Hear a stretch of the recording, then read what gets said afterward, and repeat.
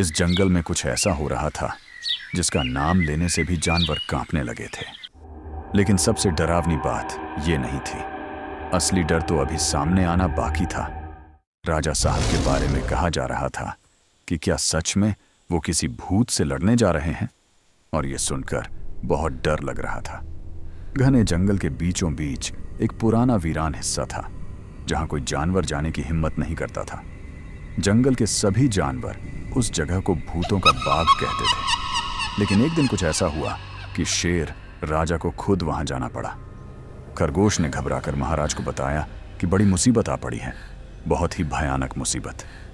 शेर राजा ने उसे पहले शांत होने को कहा, फिर पूछा कि क्या हुआ है। साफ साफ बताने को कहा और उसे भरोसा दिलाया कि घबराने की कोई जरूरत नहीं है।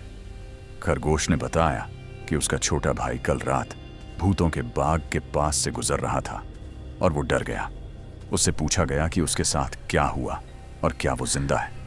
बकरी ने भी यही चिंता जताई। खरगोश ने बताया कि वो जिंदा तो है, लेकिन पिछले 4 घंटे से सदमे में है और कह रहा है कि उसने अपनी आंखों से एक सफेद साया देखा जो पेड़ों के बीच हवा में तैर रहा था। और फिर उसने एक डरावनी आवाज सुनी, जैसे कोई कह रहा हो कि वो इस जंगल का रखवाला है और यहां से भाग जाओ।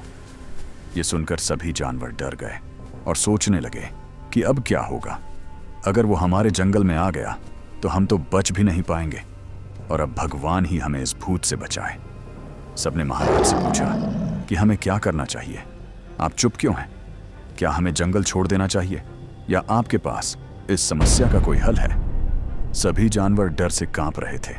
तभी शेर राजा ने जोर से दहाड़ लगाई और सबको चुप करा दिया और ऐलान किया कि इस जंगल में कोई भूत नहीं है, और अगर है भी तो वो खुद उससे निपट लेगा। और सबको बेफिक्र रहने को कहा कि उसके रहते किसी का कुछ नहीं बिगड़ेगा। कुछ जानवरों ने शक जताया और कहा कि बातें तो बहुत बड़ी बड़ी हैं, लेकिन क्या सच में वहां जाने की हिम्मत है, या सिर्फ छोटे जानवरों के सामने शेख ही मारी जा रही है? ये सुनकर शेर राजा को गुस्सा आ गया और उसने कहा कि वो आज रात ही भूतों के बाग में जाएगा और इस रहस्य को सुलझाएगा, और सब देख लेंगे कि वो भूत या जो भी है सबके सामने माफी मांगेगा। सभी जानवर हैरान रह गए, क्योंकि शेर राजा ने भूत से लड़ने का फैसला कर लिया था। रात गहरी हो चुकी थी और शेर राजा अपनी साथी लोमड़ी के साथ धीरे धीरे भूतों के बाग की तरफ बढ़ रहे थे। लोमड़ी के दिल में डर था और वो सोच रही थी कि क्या सच में वो किसी भूत से लड़ने जा रहे हैं, और उसे बहुत डर लग रहा था। शेर राजा ने उसे समझाया कि वो भूतों पर विश्वास नहीं करता। हर रहस्य के पीछे कोई ना कोई सच्चाई होती है और उसे ढूंढना जरूरी होता है। और ये भी कहा कि वो उसका दोस्त है, इसलिए उसे डरना नहीं चाहिए। लोमड़ी ने फिर भी कहा कि उसे इस सुनसान जंगल में बहुत डर लग रहा है। अचानक उनके सामने एक सफेद चमकता हुआ साया प्रकट हुआ जो हवा में तैर रहा था, और उसे देखकर लोमड़ी के पसीने छूट गए और वो बहुत डर गई। शेर राजा ने उस साए को ललकारा कि वो कौन है और उसके जंगल से निकल जाए, वरना अच्छा नहीं होगा। साए की तरफ से जवाब आया कि वो इस जंगल का भूत है और सबको वहां से चले जाना चाहिए। शेर राजा ने जवाब दिया कि वो किसी से नहीं डरता, उससे भी नहीं, और फिर उसने उस भूत को उठाकर जमीन पर पटक दिया। इसके बाद वो भूत गायब हो गया और सबको एहसास हुआ कि वो बेवजह डर रहे थे, क्योंकि वो भूत ताकतवर नहीं निकला। शेर राजा ने लोमड़ी को बताया कि उसने अभी तक असली भूत देखा ही नहीं है। फिर उसने बंदर बाबू को बाहर आने को कहा और बताया कि उसने उसका सारा ड्रामा देख लिया है। इस तरह बंदर का सारा राज खुल गया, जो एक पुतले की मदद से जंगल में भूत का डर फैला रहा था। बंदर ने माफी मांगी और बताया कि वो सबको डराना नहीं चाहता था, बल्कि ये उसकी मजबूरी थी, क्योंकि वो जगह उसका घर थी और वहां मीठे आम के पेड़ थे, लेकिन सभी जानवर आकर सारे आम खा जाते थे और उसके लिए कुछ भी नहीं बचता था। इसीलिए उसने भूत का नाटक शुरू किया था, जिसमें उसने सफेद चमेली के फूलों को रस्सी से बांधा था, जो हवा में उड़कर भूत जैसे लगते थे, और बांस की खोखली डंडी से आवाज निकालता था। शेर राजा ने कहा कि तरीका चालाक तो था, लेकिन गलत था, और इससे पूरे जंगल में डर फैल गया। बंदर ने शर्मिंदा होकर कहा कि वो बूढ़ा है और उसके पास कोई और रास्ता नहीं था। शेर राजा ने कहा कि उसकी समस्या सही थी, लेकिन तरीका गलत था। और उसे पहले ही बात करनी चाहिए थी।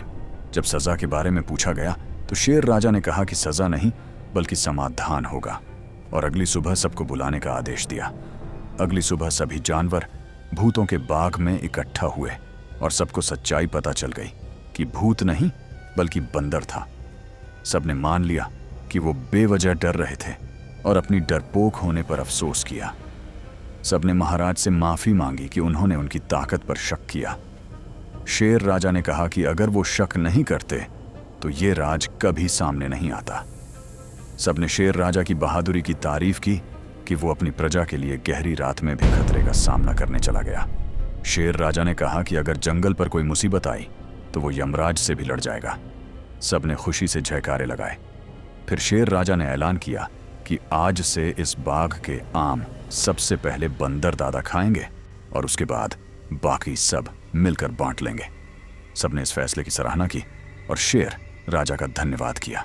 शेर राजा ने बंदर दादा से कहा कि वो शाम को सबको अपनी जादुई डंडी भी दिखाएं ताकि बच्चों को मजा आए। सब हंसने लगे। बंदर ने माफी मांगी और वादा किया कि अब वो कभी किसी को नहीं डराएगा। इस तरह जंगल का सबसे बड़ा रहस्य सुलझ गया और भूतों का बाग अब बंदर दादा का बाग बन गया। आखिर में बताया गया कि अगर वीडियो अच्छा लगा हो तो लाइक करें, सब्सक्राइब करें और घंटी दबाना ना भूलें। और इस कहानी से हमें ये सीख मिलती है कि डर का सामना हिम्मत से करना चाहिए।